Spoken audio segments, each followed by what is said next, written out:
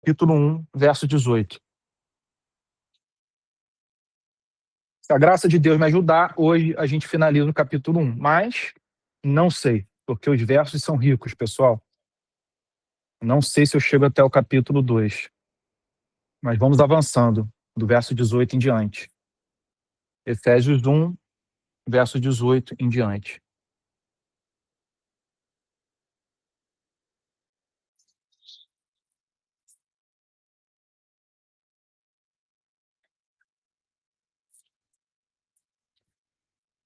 Eu vou fazer a leitura. Eu vou retomar do verso que a gente parou, em vez de ler o 15, o 16 e o 17, que vai ser uma tentação para eu recapitular, para eu não cair nessa tentação e não avançar na aula. Vamos retomar do 18 em diante. E aí eu faço a leitura até o 20, até o final, até o 23 e uma oração, tá? Aninha, se quiser colocar a aula para gravar, pode colocar, por favor. Efésios 1, 18 ao 23. Diz assim, verso 18. Peço que ele ilumine os olhos do coração de vocês. Lembrando que o apóstolo Paulo estava fazendo uma oração pela igreja de Éfeso, depois dele expor o plano da redenção, que foi do verso 3 até o verso 14, ele foi tomado com a grandiosidade do propósito de Deus de tal forma que isso levou ele a se inclinar, a fazer uma oração por essa igreja que ele tanto amava, que Deus havia plantado através dele. Então a gente está nesse momento da oração dele, em que ele pede a Deus que ilumine os olhos do coração de vocês, para que saibam qual é a esperança da vocação de vocês, qual é a riqueza da glória da sua herança nos santos. Vocês vão notar nos versos seguintes que o apóstolo Paulo vai usando uma série de superlativos. É como se ele fosse cada vez mais perdendo fôlego, descrevendo a grandiosidade da glória e da graça redentora de Deus. Olha como é que ele vai alçando cada vez mais alto. E qual é a suprema grandeza do seu poder sobre nós, os que cremos, segundo a eficácia da força do seu poder. Verso 20. Ele exerceu esse poder em Cristo, ressuscitando dentre os mortos e fazendo sentar à sua direita, nas regiões celestiais, acima de todo principado, potestade, poder, domínio e de todo nome que se possa mencionar, não só no presente século, mas também no vindouro. E sujeitou todas as coisas debaixo dos pés de Cristo.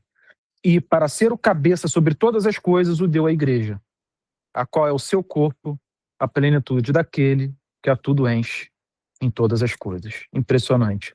Irmãos, vamos orar juntos por um momento? E a gente inicia. Pai Santo, nós nos reunimos, Senhor, nessa manhã de culto, nessa manhã de ceia, de adoração, desejosos de ouvir a Tua palavra, Senhor. E nesta manhã nós começamos com esse estudo que tanto tem nos edificado. E pedimos a Tua assistência, Senhor.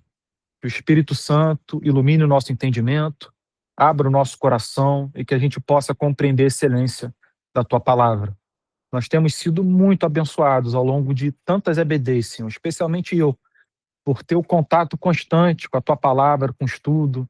Para mim tem sido muito gratificante. Eu sei para os irmãos e irmãs também. E por isso nós somos muito gratos. Pedimos que o Senhor esteja conosco nessa manhã, que o Senhor perdoe os nossos pecados e nos conduza juntos nesse domingo de culto. Para a Tua glória, Senhor, em nome de Jesus. Amém. Então, irmãos, no verso 18, a gente chegou a fazer uma leve introdução a ele na semana passada. E uma das coisas que eu lembrei a vocês é de que o apóstolo Paulo, ele está atribuindo a autoridade e a capacidade da compreensão do plano de redenção, da excelência do plano de redenção a Deus somente. É algo que ele comunica, é algo que ele concede. O que nós devemos fazer? Nos colocar à disposição, nos colocar nessa posição de desejoso de receber o conhecimento, receber da parte dele. Quando o apóstolo Paulo pede para que essa igreja tenha os olhos do coração iluminados, ele não está pedindo para que ela se converta, para que ela nasça de novo. Ele está pedindo para que esses irmãos e irmãs do primeiro século recebam da parte de Deus algo que não é dado na conversão. É uma espécie de caminhada progressiva, gradativa, em que você vai cada vez mais conhecendo melhor Deus, tendo mais sensibilidade da presença do Espírito Santo, compreendendo a excelência do plano de Deus, dos seus propósitos, compreendendo melhor o próprio Deus. É algo contínuo, que a gente deve lutar para que a gente continue aprendendo mais. E também amadurecendo, se tornando cristãos melhores, pessoas mais próximas daquilo que a Bíblia descreve que Jesus é. Então, nesse sentido, a gente deve lembrar que ele está atribuindo esse poder a Deus e a Deus somente. Não sou eu que posso conceder isso, não é gente que se autotitula profeta, não é bispo, não é sacerdote, não é papa, não é. Quem entrega isso é Deus somente. A gente tem que se colocar à disposição. Um coração ensinável, disposto. Percebam como, nesse sentido, o orgulho acaba sendo um grande empecilho. Porque, em geral, quem é orgulhoso, né, cheio de si, dificilmente se dispõe a aprender. Ou se coloca nessa posição de uma criança que precisa de tudo, da ajuda do pai, da mãe, sabe, dos familiares. Precisa de ajuda para aprender, de alguém para ensiná-la a falar, sabe, de alguém que mostre a ela como identificar as coisas, como andar na rua. Esse tipo de coisa. Então, é interessante, porque o cristão, ele é descrito na Bíblia, à medida que ele vai caminhando nesse processo de amadurecimento, de conhecimento de graça, ele também é descrito como alguém que vai se tornando cada vez mais ensinável, mais disposto a receber de Deus aquilo que somente Deus pode dar. Então, é um crescimento que caminha junto com a humildade, com a mansidão. Não significa que você é ingênuo, né? Quando Cristo descreve o cristão maduro, ele diz que ele é prudente como uma serpente. Contudo, ele é simples ou inofensivo como uma pomba. Duas características fantásticas, difíceis da gente conciliar numa figura só. Mas Jesus junta as duas. Jesus junta as duas. E é importante a gente lembrar isso. E o apóstolo Paulo diz que o desejo dele era que Deus iluminasse os olhos do coração para que essa igreja compreendesse qual é a esperança da vocação. Eu lembrei para vocês que onde vocês encontrarem vocação no Novo Testamento, o termo no grego koine não equivale a vocação no sentido de alguém vocacionado para uma determinada tarefa. O termo no grego significa chamado. Qual o problema dessa tradução? E é comum a Bíblia, muitas Bíblias, não trazerem o termo mais próximo, seja do hebraico, seja do grego, na hora da sua tradução. A tradução ela não é absolutamente perfeita. Está aí a importância da gente sempre estar recorrendo a estudiosos, comentaristas bíblicos, porque eles vão pegar o texto no original e vão trazer a intenção do autor na hora de redigir. E aqui a intenção do apóstolo não era lembrar a igreja de Éfeso de que ela havia sido vocacionada para algo, mas de que ela havia sido chamada. E de que esse chamado é absolutamente excelente. É algo assim que deveria tirar o nosso fôlego. E ele diz que é algo tão importante que o desejo dele é que essa igreja compreenda a esperança dessa vocação, desse chamado. A esperança. Por que compreender a esperança? Porque esse chamado, ele não dá motivos para a gente viver desesperançoso. O chamado de Deus para as nossas vidas, ele não nos dá motivos para duvidar dele. Da sua palavra, do seu caráter, do seu propósito, das suas promessas. De que ele haveria de estar conosco durante toda a nossa vida, de que todos os dias das nossas vidas estavam escritos no livro da vida, sem que qualquer um deles houvesse ainda, de que ele é um Deus que nos cerca com seus anjos, nos livra do maligno, não permite que o maligno nos toque, de que ele é um Deus que faz que todas as coisas cooperem para o nosso bem. Esse chamado não dá brecha para você duvidar. Por isso que a Escritura, quando ela vai falar de dúvida, ela trata a dúvida como equivalente à incredulidade. Duvidar é uma questão de fé. Falta de fé. Ou da sua completa ausência, ou de uma imperfeição. No caso da sua ausência, é aquele que não conhece a Deus, que não recebeu o dom da fé. Ele duvida, porque ele é incrédulo. No caso de alguém que tem fé e que duvida, é um problema de uma fé pequena. É uma fé que precisa progredir, precisa crescer. Não é à toa que os discípulos, depois de alguns anos convivendo com Jesus, e no dia que Jesus foi falar para eles a respeito do perdão, eles ficaram tão chocados com a natureza do tema, de como eles deveriam viver de uma maneira disposta a perdoar, que eles falaram: Senhor, aumenta-nos a fé. Como se eles dissessem: nós não temos fé para isso, precisamos da sua ajuda, que é algo muito bonito, porque esse é o pontapé inicial para que você cresça na fé, você perceber que você precisa mais dela. Então, esse é um chamado, sabe, que não dá brecha para a incredulidade. E se a gente duvida, sabe que o problema não está em Deus ou nas suas promessas, mas é um problema que nós temos que tratar. E ele está disposto a tratar. Não é à toa que o apóstolo Paulo pede para que cada vez mais essa igreja compreenda a excelência desse chamado e pare de duvidar. Porque parar de duvidar equivale a você ter esperança. Para que vocês saibam qual é a esperança do chamado. Qual é a grandiosidade dessa esperança. É como se ele estivesse dizendo: é algo que, se vocês compreenderem melhor, vai fazer com que vocês vivam contentes. Mesmo que vocês tenham pouco. Mesmo que na mesa de vocês os alimentos sejam escassos. Mesmo que vocês estejam endividados, com a saúde frágil. Mesmo que vocês estejam tendo que lidar com velório, enterro, perseguição.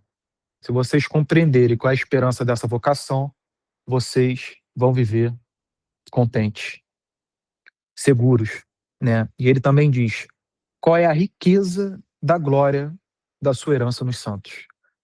Qual é a riqueza da glória da sua herança nos santos? É até difícil falar sobre essas coisas, porque em Efésios, o apóstolo Paulo, ele usa termos que por si sozinhos, já dizem respeito ao ápice do que a gente poderia entender de algo bom, de algo grandioso. Só que ele vai acrescentando um termo acima do outro. Então ele fala sobre glória, sobre grandiosidade, ele fala sobre a grandeza, ele vai acrescentando, sabe, termo acima de termo, que é como se ele não tivesse palavras. Quando Martin Lloyd Jones foi comentar o capítulo 1 de Efésios, na verdade, quando ele foi pregar sobre o capítulo 1 de Efésios, ele chamou a atenção da igreja dele na década de 60, em Londres, Capela de Westminster, para isso.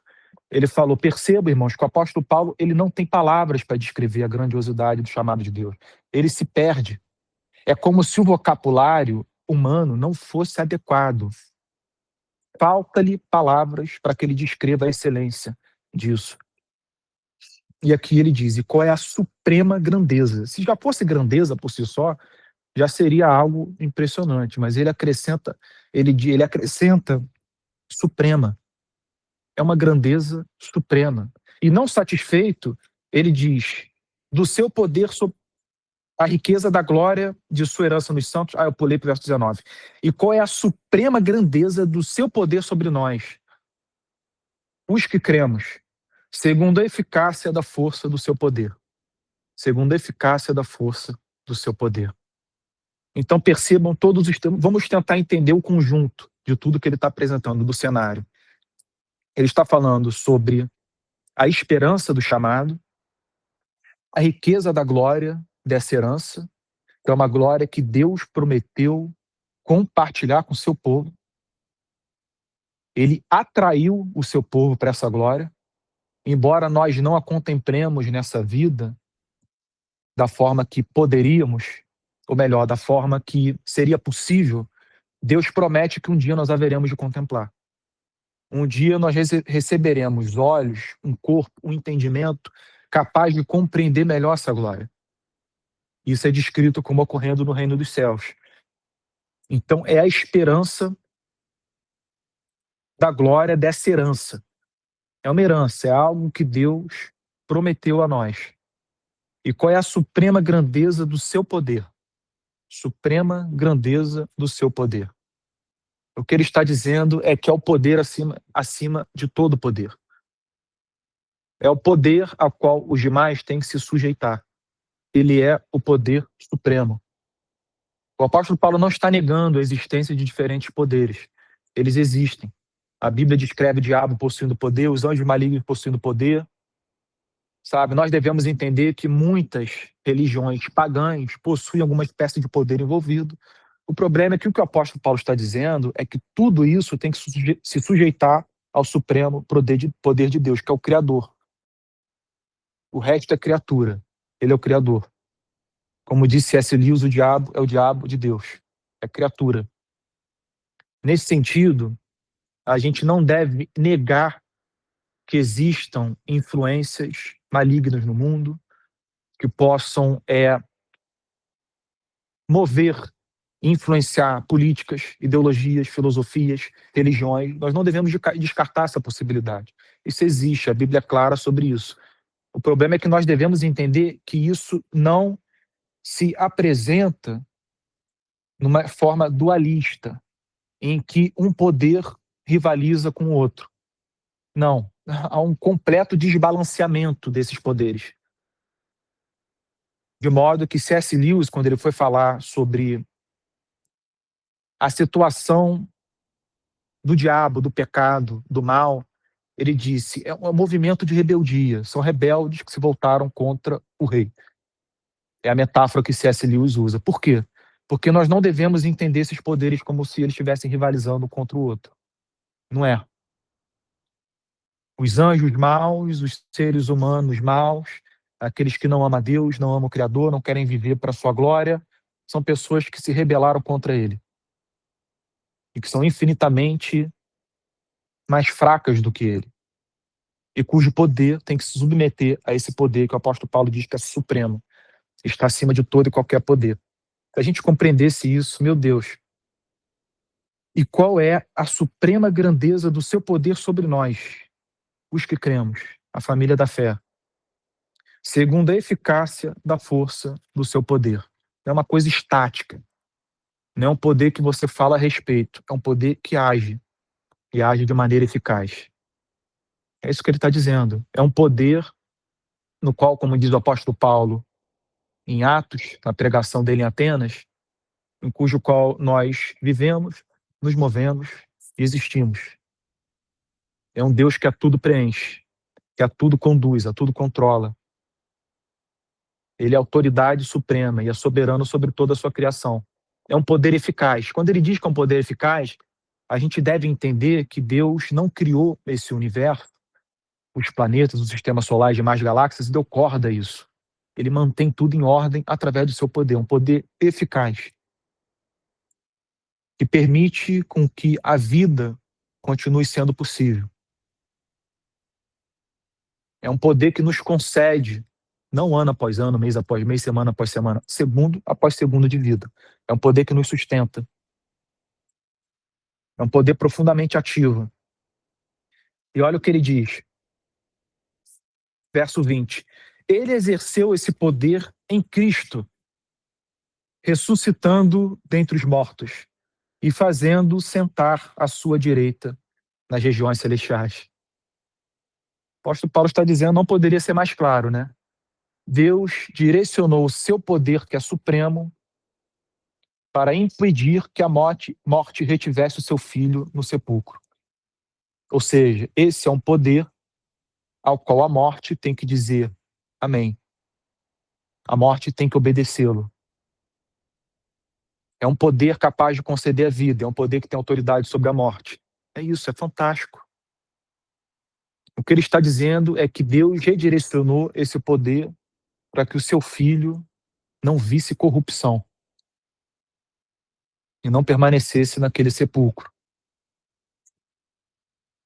Ressuscitando dentre os mortos e fazendo sentar à sua direita. Ele não somente ressuscitou o seu filho, mas fez com que o Senhor Jesus fosse colocado numa posição a qual todo nome, toda língua, todo povo, toda nação um dia haverá de confessar que Jesus Cristo é o Senhor dos senhores e o Rei dos reis. O Pai colocou o seu Filho na posição mais alta de toda a criação. É isso que Paulo está dizendo. E fazendo sentar à sua direita nas regiões celestiais. A mesma visão que Estevão teve, né, durante o seu martírio. Enquanto ele estava sendo apedrejado, ele disse, eis que vejo os céus abertos do Filho do Homem sentado à direita de Deus, em pé. Uma visão fascinante. Então o apóstolo Paulo está dizendo que essas coisas são reais. Isso não é metáfora. Jesus se encontra hoje nessa posição de suprema autoridade.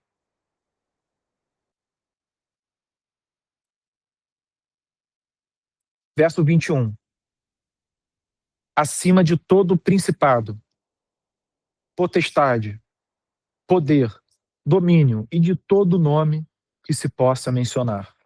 Não só no presente século, mas também no vindouro. O que ele está falando é muito objetivo, é muito direto. Jesus se encontra numa posição na qual toda criatura nesse presente século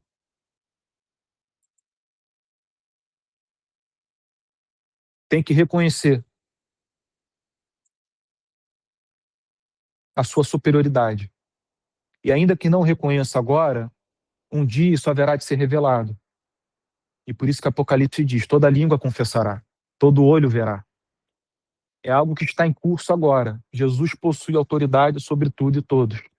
E o que Paulo está descrevendo é que quando o reino de Deus for instaurado, Jesus ainda possuirá essa superioridade, mas não somente com relação aos seres humanos, mas com os seres celestiais, os arcanjos, os anjos, os querubins. Jesus se coloca nessa posição em que o culto a ele, a adoração, ele é devida, é coerente, porque ele é digno. É por isso que a Bíblia, especialmente o livro de Apocalipse, descreve Cristo de uma maneira tão exaltada, porque ele é digno. E o apóstolo Paulo diz no verso 22, e sujeitou todas as coisas debaixo dos pés de Cristo. E para ser o cabeça, sobre todas as coisas, o deu à igreja, a qual é o seu corpo, a plenitude daquele que a tudo enche em todas as coisas. Irmãos, é difícil falar sobre esses versos, mas vamos tentar entender. O apóstolo Paulo está dizendo que o Pai sujeitou tudo à autoridade do seu Filho, como se tudo estivesse debaixo dos seus pés, sob o seu controle, sobre a sua condução. Quando o apóstolo Paulo vai descrever a divindade de Jesus, a sua excelência, em Colossenses capítulo 2, acho que é 1 ou 2, ele diz, ele é a imagem do Deus invisível, a expressão exata do seu ser. Pois nele foram criadas todas as coisas, as visíveis e as invisíveis. Nele, diz o apóstolo Paulo, reside toda a plenitude da divindade. Ele também diz, nele tudo subsiste. Subsiste. Ou seja, a vida, segundo a Bíblia, ela é algo que emana de Jesus. Jesus é aquele que concede vida e é aquele que a sustenta. Todos os seres em que há fôlego de vida, a Bíblia afirma que Jesus sustenta eles. É importante a gente compreender essas coisas, e eu não acho redundância o apóstolo Paulo repetir e a gente tentar cada vez mais entender, porque é o que disse o próprio C.S. Lewis, e não somente ele, muitos outros historiadores, teólogos, pregadores. Jesus, ele se apresenta de tal forma nos evangelhos, e a Bíblia o descreve de tal forma, que impede uma compreensão ordinária ou qualquer. O conteúdo, ele não dá brecha para que você o veja como um grande líder. Entre os demais. O conteúdo é um conteúdo que o apresenta como de duas numa. Ou ele era um completo lunático e megalomaníaco, devido a tudo que ele afirmou sobre si e a tudo que a Bíblia afirma sobre ele, ou ele disse a verdade. O conteúdo não apresenta a possibilidade de uma via intermediária. Por que pessoas, então, apresentam uma via intermediária? Por que pessoas são capazes de apresentar uma descrição de Jesus que o reduz e o nivela aos demais? Por quê? Porque são pessoas que não encaram o conteúdo da Bíblia. São pessoas que o sacam, o eliminam, o desconectam do todo e ficam com aquilo que lhes convém. Então, quando alguém aparecer para vocês no nosso país dizendo que ele foi um grande líder, um revolucionário, sabe, que foi torturado, um preso político, que ele veio tentar instaurar um processo civilizatório, transformar a sociedade, que ele foi morto por isso, entendam que essa pessoa está se desconectando da parte majoritária do conteúdo que a Bíblia tem a dizer sobre Cristo e o conteúdo do que ele disse sobre si. Essa pessoa está escolhendo uma via intermediária, a qual o conteúdo não lhe dá possibilidade. Ou ele é um, ou ele é o outro. Ou ele mentiu e era um louco, ou ele disse a verdade. Nós ficamos com o fato de que ele afirmou a verdade sobre si. A coisa é tão objetiva e clara que quando os judeus que viu os milagres de Jesus começavam a duvidar dele, ele disse: olha, creiam no que eu estou dizendo, pelo menos pelos milagres. Porque os milagres eles são um selo sobre a verdade que eu digo sobre mim e a verdade que eu digo sobre meu Pai. Se vocês não creem nas minhas palavras, creiam no que eu, pelo menos pelo que eu estou fazendo. E mesmo assim as pessoas não criam. É algo inacreditável. Vocês verem a profundidade da incredulidade humana. É algo grave, é algo profundo, vai até as profundezas do nosso ser, a incredulidade. Então, esses versos por si só, se não houvesse uma série de outros versos, mas se nós ficássemos somente com estes, já seria um problema para muitas vertentes teológicas e interpretações bíblicas hoje, que reduzem o seu Jesus a somente alguém que quis fazer algo nessa terra, e não alguém que veio ser o ponto de inflexão de toda a história da humanidade, de todas as gerações, que veio restaurar não somente uma geração, mas toda a história da raça humana, que veio restaurar não somente seres humanos, mas seres angelicais, que não caíram, que não seguiram Satanás. Tudo isso se resume e se encontra centralizado na obra de Jesus na cruz. Quando o apóstolo Paulo vai falar sobre a cruz, olha o que ele diz em Colossenses. Eu vou abrir para vocês não terem que abrir. Ó, depois de Filipenses, Colossenses, olha o que ele diz.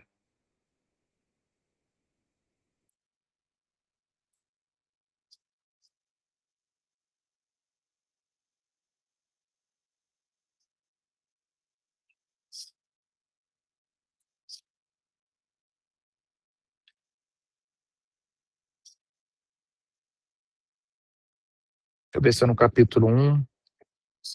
É no 2? É 2 é qual verso, João? Ele fala sobre a cruz.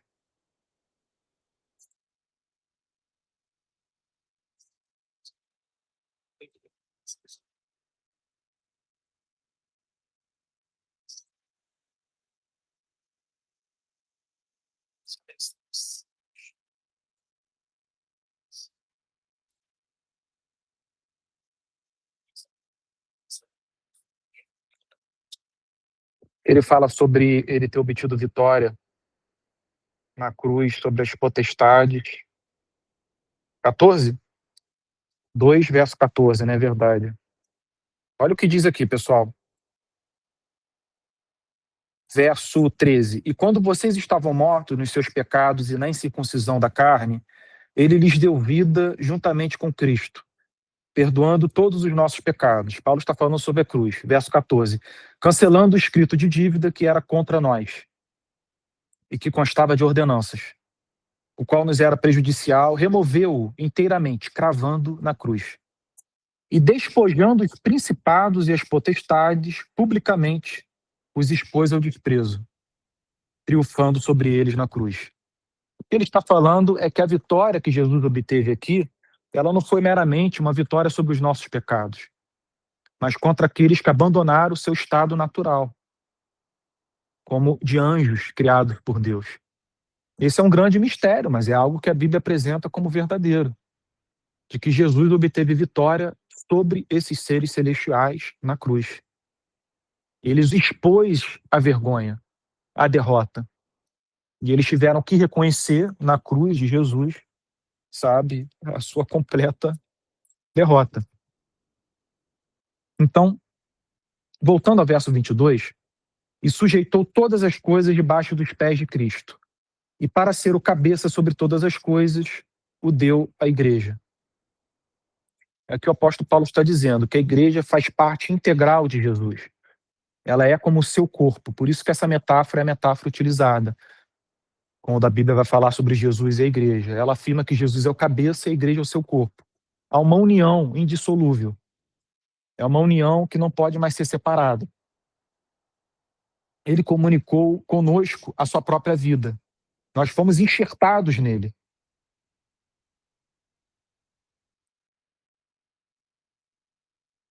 A qual é o seu corpo, a plenitude daquele que a tudo enche em todas as coisas. Que a tudo enche em todas as coisas. Então, o que o apóstolo Paulo está dizendo é essa ideia daquele que a tudo enche em todas as coisas é uma ideia de plenitude. É como se o apóstolo Paulo estivesse dizendo que a subsistência das coisas deriva dessa plenitude. Ele a tudo enche, a todas as coisas. Quando Jonathan Edwards, o pregador do século XVIII, foi falar sobre a excelência de Jesus, numa das pregações dele, ele começou dizendo assim, você não é o autor da sua própria vida. Você não é senhor do seu próprio destino, capitão da sua própria alma. Você não é autônomo, ele diz. Você depende de outro. E a Escritura afirma que todos nós somos absolutamente dependentes de Jesus. De modo que nós devemos a Ele o reconhecimento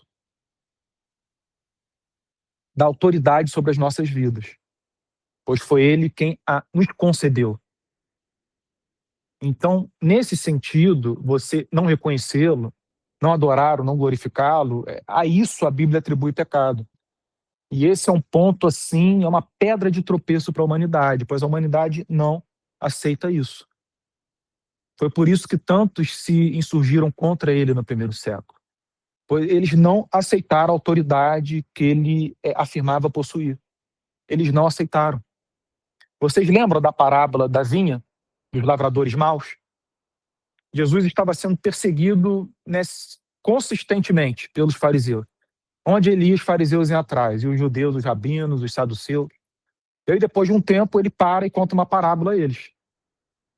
Aí ele diz que um senhor arrendou uma vinha a uns lavradores, vocês estão lembrados? E depois ele enviou uns servos para que os servos obtivessem o resultado, sabe, desse período de trabalho, e os lavradores mataram esses servos. Depois ele enviou outros servos, e a esses eles mataram também. Ele enviou um terceiro grupo, e a esses eles também mataram. Aí o senhor da vinha diz, eu vou enviar meu filho. Ele é meu filho, ele tem a minha autoridade. Ele é senhor também dessa vinha. Eles haverão de respeitar o meu filho, pois é como se eu estivesse presente. E o que Jesus diz? Os lavradores pegaram o filho e via seu herdeiro. Vamos matá-lo, isso aqui será nosso. Isso é o que Jesus descreve para os fariseus. Quando ele termina de descrever, ele diz, todo aquele que sobre essa pedra tropeçar, haverá de ficar prostrado. E todo aquele sobre o qual essa pedra cair será reduzido a pó. Os fariseus saem furiosos e, mais uma vez, mais ainda desejosos de matar Jesus. Por que ele diz que a pessoa haverá de sofrer destruição? Se o caso dela foi esse, de não querer reconhecer a sua autoridade. Porque, em primeiro lugar, a vida deriva dele. Não haveria vida sem ele. Foi algo que ele concedeu. Não reconhecer isso é, no mínimo, perverso. Em segundo lugar, não é somente alguém que possui uma única virtude, de poder absoluto. Ele é descrito como infinitamente misericordioso, bom, compassivo, justo, santo. Então se torna duplamente grave você se insurgir contra, Porque não é simplesmente você surgir contra alguém que possui todo o poder, mas alguém que possui toda a bondade, que é o amor personificado. Alguém de cuja pessoa deriva o amor, o verdadeiro amor. E é por isso que é tão grave você não reconhecer essa autoridade. E agora, por que as pessoas não reconhecem? Por que elas continuam na incredulidade? Porque o ser humano, ele tem esse desejo, esse apreço por ser o senhor da sua própria vida. Foi isso que fez o homem cair. O que a serpente disse a Adão e Eva: se vocês comerem do fruto, disse ela, vocês serão como Deus é. Vocês serão deuses. E é isso que nos fez cair. Sim, Jarba. Pode falar. Interessante que todo mundo deve ter visto na internet aí. Mas eu não vou chegar, né? Eu esqueci o nome dele, o pastor Pessoal, que ele foi ele foi em Salvador, na São Iemanjá. Sim, Henrique Vieira. Mas eu queria ter, por favor. Eu não sei. Eu respeito. Não sei. O que eu posso respeitar. Eu creio. Eu não vou participar daquilo lá. Sim. Você vai acabar desse que foi um pastor. Se quem está falando a palavra de Jesus vai numa posição dessa, se quem está respeitando, mas quem ele está usando a imagem, a palavra, ele está completamente desfilando completamente a palavra. Eu estou vendo isso, porque eu respeito o Zé, assim, respeito ele fala, olha agora, eu vou participar do que ele faz. Tudo isso. Sim, sim. Tipo, na internet. Entendeu? Isso eu acho isso é a mesma coisa de fazer. Se fantasiar na palavra de Deus. Eu, na minha visão, assim, eu acho isso difícil. A nossa geração, ela vive sob uma pressão muito grande do inclusivismo, de você agregar, né, e não desagregar, de você ter um discurso que tenha as principais evidências de misericórdia, de longanimidade, sabe, de amor, de aceitação. O problema é que na Bíblia nem tudo isso equivale a amor. Há uma definição de amor na Bíblia, de você ter misericórdia do ser humano, que difere muito da definição meramente humana. Porque a Bíblia, quando a Bíblia vai falar de amor, ela apresenta um amor que é caracterizado por aquilo que a Bíblia chama de santidade. E quando a Bíblia vai falar sobre a corrupção, ou aquilo que não é santo, aquilo que é contrário à santidade, isso envolve você reconhecer outras divindades. De você não reconhecer que há uma única mente por trás da criação. E que essa mente é totalmente digna da nossa prestação de culto, de adoração. Nós devemos amar as pessoas, sabe, com um amor similar ou próximo do amor que essa mente possui.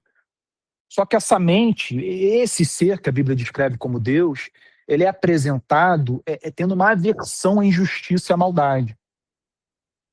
E a tudo aquilo que não o reconheça como o supremo bem. E essa é uma definição de amor que dificilmente caminha junto com aquela definição que deseja relativizar o que outras religiões definem como divindade, definem como possuidoras de poder, de autoridade sobre a nossa vida, seres aos quais nós devemos prestar algum tipo de culto. Então, isso é problemático, porque o cristão, ele deve ser muito compassivo e misericordioso para com pessoas que não possuem a mesma fé que a sua e que não ama o Criador como ele ama ou não reconhece a existência desse Criador. Ele deve. Mas essa misericórdia sobre essas pessoas não implica em você adequar a verdade ao tipo de culto que elas prestam ou a concepção que elas possuem das coisas. A concepção que elas possuem das divindades que existem, da vida, do pós-vida, sabe? Essa é uma verdade que não pode ser encaixada nessa outra. Na verdade, as demais verdades têm que se submeter a essa. E embora o cristianismo ele não imponha a verdade que nele reside, ele é um convite, ele é um chamado para que você reconheça. E essa é uma diferença que eu acho que as pessoas não conseguem fazer hoje, né? Você não deve se associar e participar dos cultos de outras religiões. Isso acho que a Bíblia é clara do início ao fim, né? Não deveria haver dúvida quanto a isso, sabe? Contudo, você tem que agir com amor para com essas pessoas, amá-las, respeitá-las, enxergar a dignidade que cada um tem, porque foi criado à imagem e semelhança de Deus.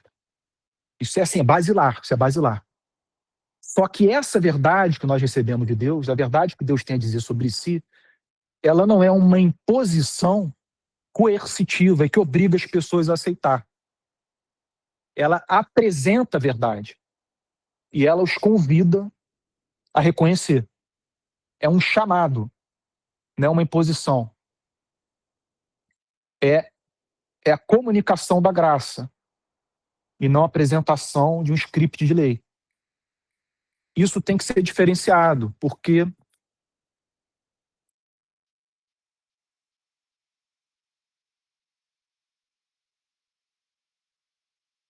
se nós não entendermos que o evangelho deve ser apresentado e testemunhado por nós nesse formato de chamado, de testemunho, do anúncio de uma mensagem, nós haveremos de nutrir a expectativa de que todos devam ter as mesmas afeições que nós temos, os mesmos sentimentos, reconhecer o que nós reconhecemos. Isso não vai acontecer. Porque quando o assunto é amar a Deus e amar ao próximo, como Deus ama, a Bíblia diz que você precisa de um novo coração. Você precisa passar por um processo chamado novo nascimento, uma verdadeira transformação invisível, interna. Então, você tentar obrigar um não cristão a viver como cristão é você perder de vista e desconsiderar essa transformação que deve ocorrer. Quando você compreende essas coisas, isso leva você a enxergar com misericórdia as demais pessoas. E a entender que é muito mais importante você dar o seu testemunho com a sua vida, anunciar o evangelho, mas sem a intenção de tentar dobrar essas pessoas à sua vontade. E a sentimentos que você mesmo não tinha antes da sua conversão, que você recebeu. É algo concedido. Só que você diluir isso tudo em nome do amor, sabe? Sincretizar, miscigenar, sabe? Tudo. E relativizar todos esses princípios, essas verdades que a Bíblia tem a apresentar, na Escritura não é uma manifestação de amor. É uma manifestação de incredulidade. Porque não tem como tudo aquilo que a Bíblia fala sobre Jesus, ou que ele fala sobre si mesmo, ser compartilhado. É uma glória que ele atribui para si. Divindade alguma faz parte disso. E nesse sentido, viver reconhecendo outros deuses, outras divindades, ainda que você reconheça que Jesus é o Filho de Deus, viver reconhecendo essas outras divindades e prestando cultos a elas, a Bíblia chama que é um local, diz que é um local de treva, do qual Jesus deseja resgatar a pessoa. A Bíblia chama de idolatria. Algo que Israel, o povo hebreu, o povo israelita viveu durante gerações e gerações. Estudar pessoas que viu. O povo viveu adorando Baal, Astarote, Moloque. O povo viveu sacrificando os seus primogênitos a esses deuses. E Deus, através dos seus profetas, tentou durante muitas gerações resgatar o povo dessa idolatria. Esse sincretismo religioso que nós vemos hoje não deveria nos impressionar. Isso ocorre desde o período do Antigo Testamento. Isso não deveria nos surpreender. Nós deveríamos acalmar, tranquilizar o coração e tentar buscar na Bíblia a forma de lidar com ele, né? E alcançar pessoas que não conseguem separar as coisas, que não conseguem entender a grandiosidade daquilo que a Bíblia diz sobre Deus, sobre o Filho e sobre o Espírito Santo, sobre o Pai, Filho e Espírito Santo. E como isso deve ser preservado e separado das coisas demais, né? Quando você dilui isso, aí a gente se perde, porque alguém poderia perguntar, mas por que, Pedro? Por que você acha que pessoas fazem isso? Por que elas não são capazes de separar a verdade cristã, separar a autoridade, a excelência devidas ao Criador ao seu Filho, ao Espírito Santo, das demais coisas, porque elas não são capazes. Aí entra o ponto central do problema. É a incredulidade quanto a porções inteiras da Bíblia. Invariavelmente, quem dilui, quem mistura o evangelho com outras coisas, é porque não crê nessas porções da Escritura que buscam separar o evangelho das demais coisas. A pessoa não crê que a Bíblia é inspirada, ela não crê que a Bíblia é a palavra de Deus. Ela, quando ela vê todas aquelas declarações sobre Jesus e a sua divindade, ela entende que foram teólogos num processo de tradução, de fundamentalismo religioso, que atribuíram isso à pessoa de Jesus. Ele nunca foi isso. Ele nunca foi isso. Não foi isso que ele disse sobre si. Essas pessoas afirmam isso. O problema é que está lá, Jesus falando. Que ele é o caminho, a verdade e a vida. Que ele tem autoridade sobre vivos e mortos. Que ele haverá de ser juiz. Ele disse isso sobre si. O problema é que essas pessoas não creem nisso. Elas não creem que a Bíblia toda é a palavra de Deus. Elas creem que a Bíblia contém a palavra de Deus.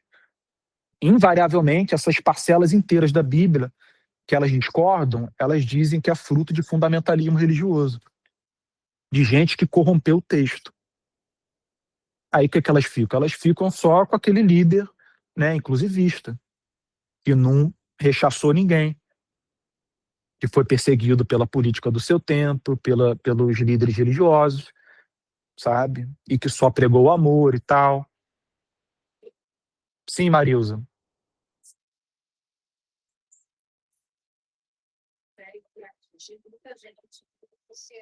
Então. É um discurso muito agradável.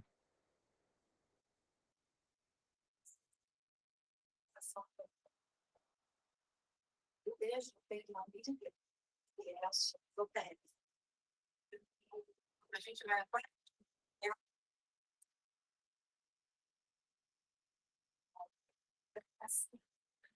aí eu fazemos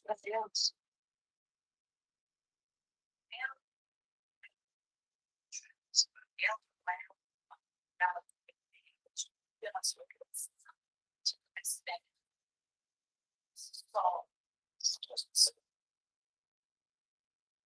Sim, sim.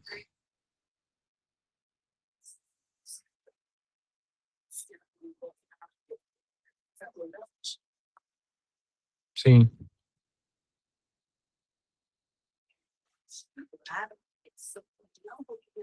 Sim.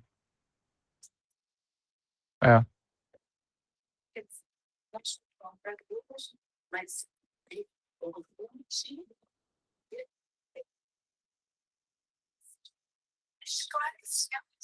Uhum.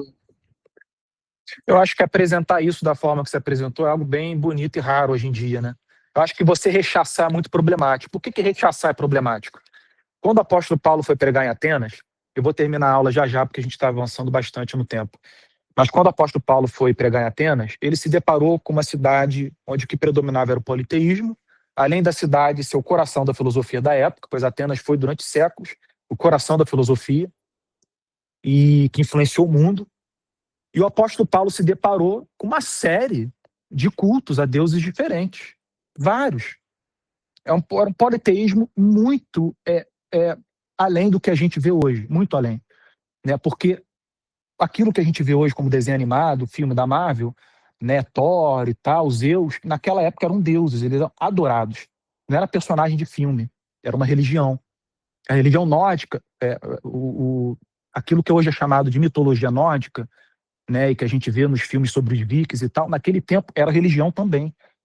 Os nomes dos dias da semana foram dados em nome de Thor, em nome de Freia, sabe? O nome Thor, ele derivou-se do nome Thor, Thursday, que equivale a terça-feira. Né? O Wednesday, que significa quarta-feira, é derivado do nome Woden, que significa Odin, o pai de Thor. Então, tudo isso que a gente vê hoje como besteirinha, naquele tempo eram deuses adorados. O apóstolo Paulo se viu no coração da filosofia da época e desse panteão de deuses e repleto de estátuas ao seu redor. E ele, inclusive, viu uma estátua em que em que afirmava está a inscrição do Deus desconhecido. Aí ele começa a pregar. É a primeira coisa que ele diz. Esse Deus que vocês adoram e não conhecem é o Deus que eu tenho a apresentar para vocês. Gente, isso é maravilhoso. Porque vocês percebam o coração do cristão no apóstolo Paulo. Ele ficou perturbado nessa cidade. A Bíblia diz que ele ficou aflito. O espírito dele começou a se agitar. Mas ele se controlou, ele teve domínio próprio, porque ele amava essas pessoas. Ele queria vê-las conquistadas por Deus, alcançadas por Deus. Aí, em vez de rechaçar, ele disse: não, o Deus que vocês estão adorando e não conhecem, esse é o Deus que eu tenho a oferecer para vocês, que eu tenho a apresentar. Ele começa a pregar. É uma pregação fantástica. A pregação de Paulo em Atos, capítulo 17, é uma das pregações mais fantásticas da Bíblia inteira. Então, percebam que essa coisa de demonizar e rechaçar é muito problemática, porque não dá fruto. E a diluição e a miscigenação, ela também é problemática, porque você perde o conteúdo da verdade, a sua excelência, que não compartilha a sua glória. Jesus não compartilha a sua glória com ninguém, irmãos. Divindade alguma. Sim.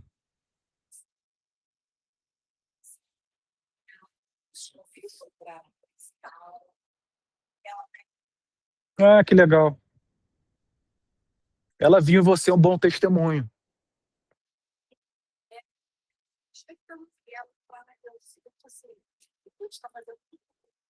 Amém. Amém. Convida sim, vai ser um prazer recebê-la, conhecê-la.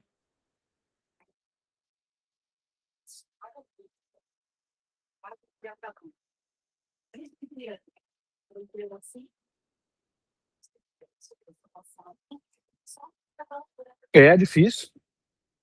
É difícil. Sim, sim. É testemunhar e esperar que o Espírito Santo faça o resto. Não é pela nossa própria força, nunca vai ser.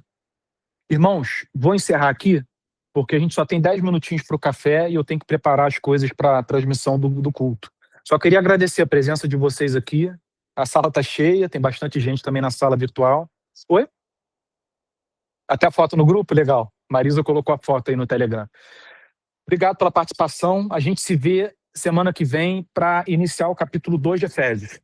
Tá bom? A aula vai ficar gravada. Quem quiser reassistir, vai estar no nosso canal do Telegram. Falando nisso, obrigado, Aninha, por ter gravado. Muito obrigado. E fica um abraço aqui para vocês. Hoje a gente tem ceia, tá, pessoal? Quem quiser preparar o pãozinho e o vinho, a gente daqui a pouco tá ali junto ceando, tá? Que Deus abençoe vocês, que a gente tenha um culto maravilhoso.